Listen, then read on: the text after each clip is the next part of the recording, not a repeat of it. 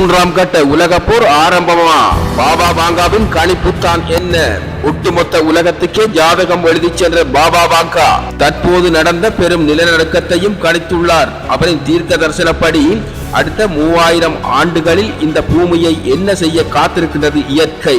12 வயதில் புயல் மின்னல் தாக்கத்தினால் தனது 2 கண்களையும் பார்வை இழந்த பாபா வாங்கா மீண்டும் ஞான கண்கள் திறக்கப்பட்டு எதிர்காலம் பற்றி விரிவான தீர்க்க தரிசனத்தை விளக்கி இருக்கின்றார். அதில் முதலாவதாக அமெரிக்கா இரட்டை கோபுரம் தாக்குதல், அடுத்ததாக ஆரஞ்சு கலரும் வெள்ளை நிறமும் கலந்த உடை அணிந்த பெண் பிரதமர் ஒருவர் கொல்லப்படுவார் என்று உறுதியாக கூறியிருந்தார்.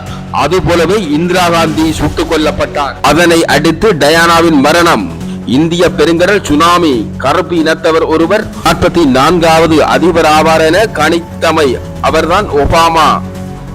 அது அத்தனையும் நடந்தேறியிருக்கின்றது. அது மட்டுமல்லாமல் பாபா வாங்காவின் இறப்பு செய்தி எந்த நேரம், எந்த காலம், எந்த மாதம் என்பது பற்றியும் குறிப்பிட்டிருக்கின்றார்.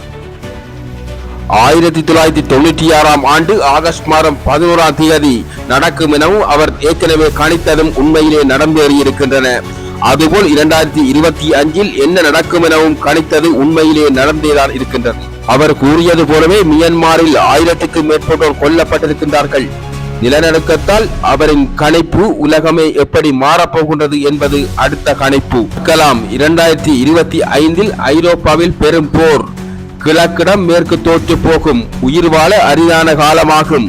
2028 புதிய மின்சக்தி ஒன்று கண்டுபிடிக்கப்படும். 2043 ஐரோப்பாவில் இஸ்லாமிய பெரும்பான்மை ஆதிக்கம் செலுத்தும். 2100ஆம் ஆண்டளவில் இயற்கை சூரியன் புதிதாக அஸ்தமிக்கும்.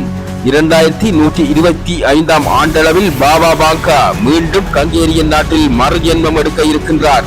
2170ஆம் ஆண்டளவில் பூமி வறண்ட பாலைவனமாகும். இப்படியாக பாபா வாங்கா கணித்த கணிப்புகள் எதுவுமே தோற்று போனதும் இல்லை, பொய்த்ததும் இல்லை. எனவே இப்போது ஈரான், அமெரிக்கா, இஸ்ரேல் சண்டைகள் எப்படியாக அமைந்து கொண்டிருக்கின்றது. எனவே போர்கள் மிகவும் சூடு பிடித்துள்ளது. எனவே இந்த நாடுகள், எந்த நாடுகள் அழிய போகின்றது, அமெரிக்கா என்ன செய்ய போகின்றது, இஸ்ரேல் என்ன செய்ய போகின்றது, இந்த 3ஆம் கட்ட உலக போருக்கு எல்லா நாடுகளும் தயாராகிய நிலையில் சில நாடுகளின் தலைவர்கள் தலைக்கணம் பிடித்து பித்தாடி கொண்டிருக்கின்றார்கள். எனவே இந்த 3ஆம் கட்ட உலக போரில் வெல்வது யார்? நீங்களே முடிவெடுத்துக் கொள்ளுங்கள். இந்த போரின் போது இறக்கப்படுவது வெறும் அப்பாவி மக்களும் பாடசாலை மாணவர்கள் மட்டும் என்பதே கேள்விக்குறியான விடயம். பல லட்சம் உயிர்களும் உடைமைகளும் அழிந்து போகலாம். இதுவே உண்மையின் தரிசனம்.